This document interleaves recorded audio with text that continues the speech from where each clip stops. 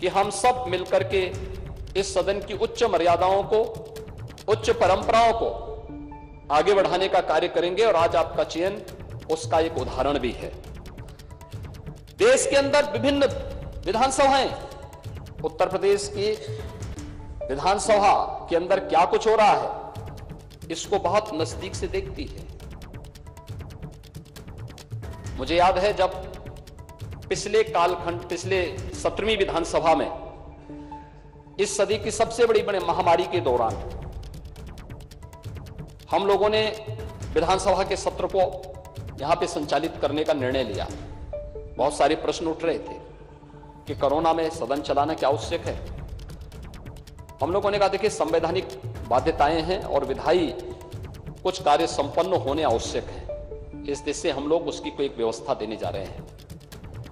हम लोगों का सत्र बहुत संक्षिप्त सत्र था, लेकिन सत्र कैसे हमने संचालित किया है, विभिन्न राज्यों से मेरे पास फोन आते थे कि कैसे आपने सदन का संचालन किया, कैसे इस कार्यक्रम को आगे बढ़ाया। और 17वीं विधानसभा तो इस मामले में बहुत रिच रही है कि उसने बहुत सारे ऐसे कार्य किए जो वास्तव में कार्यकाल 17वीं विधानसभा में सरकार को भी, माननीय सदस्यों को भी 3 वर्ष का ही कार्यकाल का एक अवसर प्राप्त हुआ था। 2 वर्ष कोरोना जैसी महामारी से जूझते हुए व्यतीत हुए, लेकिन उन 3 वर्षों में भी पहली बार सस्टेनेबल डेवलपमेंट गोल्स पर सदन में चर्चा हो सके और लगातार 36 घंटे तक चर्चा चल सके। शिक्षा के क्षेत्र में, स्वास्थ्य के क्षेत्र में, गरीबी उन्मूलन के क्षेत्र में, अन्नदाता किसानों के लिए, पर्यावरण के लिए कैसे हम उस विकास की प्रक्रिया को सतत बढ़ाने के लिए कार्य कर सकेंगे, इस पर चर्चा होती। इस पर इसी सदन में राष्ट्रपिता महात्मा गांधी की 150वीं जन्म जयंती के अवसर पर लगातार 36 घंटे तक हमारे सदन का चलना माननीय सदस्यों के मन में आम जनमानस के प्रति बसी व भावना को प्रदर्शित करने का एक माध्यम बना था। उसने देश के अंदर एक बहुत सकारात्मक संदेश दिया। मेरे पास तमाम संस्थाओं की ओर से इस बारे में संपर्क किया गया, कैसे इस कार्यक्रम को चलाया गया, क्या गोल्स निर्धारित हुए हैं, सरकार ने उस गोल्स को अचीव करने के लिए अपनी आगे की रोड मैप क्या तैयार किया है। इन सब पर एक सकारात्मक पहल आगे बढ़ी थी। यही सदन था जब हम लोगों ने 2019 में इसी सदन में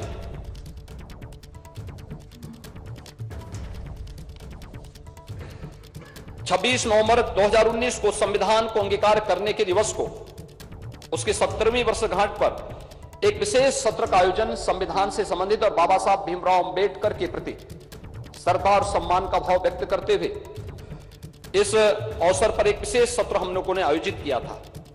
और तीसरा विशेष सत्र भी आयोजित हुआ था जब 31 दिसंबर 2019 को संविधान के 126वें संशोधन विधेयक के समर्थन के लिए हम लोगों ने एक विशेष सत्र यहां पर आयोजित किया था, जो अनुसूचित जाति जनजाति से संबंधित, उनके हितों से संबंधित एक विशेष सत्र आयोजित किया गया था। 2020 के प्रारंभ में 7वें राष्ट्रमंडल संसदीय संघ भारत परिक्षेत्र का एक ऐतिहासिक सम्मेलन भी यहां पर आयोजित हुआ था। श्री हृदयानंद दीक्षित जी के मार्गदर्शन में, उनके नेतृत्व में 17वीं विधानसभा ने जिस गरिमामयी तरीके से सत्र के संचालन को उन्होंने अपनी विद्वता से, अपने सार्वजनिक जीवन के अनुभव से आगे बढ़ाने का कार्य किया था, अत्यंत अभिनंदनीय रहा।